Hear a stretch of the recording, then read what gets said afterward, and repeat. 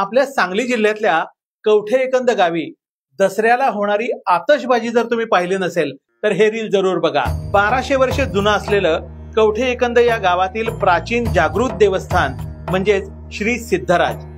विजयादशमीला श्री सिद्धराजांची पालखी सीमोल्लंघनासाठी निघते आणि गावाबाहेर आपटा चौकापाशी येते। सोबत अंगरक्षक म्हणून श्री बिरदेवांची पालखी निघते। या दोन पालख्यांच्या समोर अखंड आतषबाजी चालते।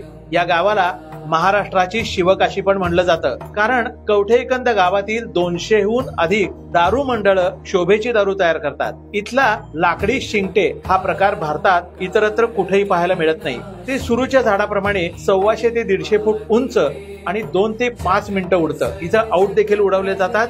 त्याचप्रमाणे इथं अनेक वैविध्यपूर्ण पारंपरिक आणि नाविन्यपूर्ण कल्पक शोभेच्या दारूचे प्रकार केले जातात। पाहिलंत ना, ही आतषबाजी पाहायची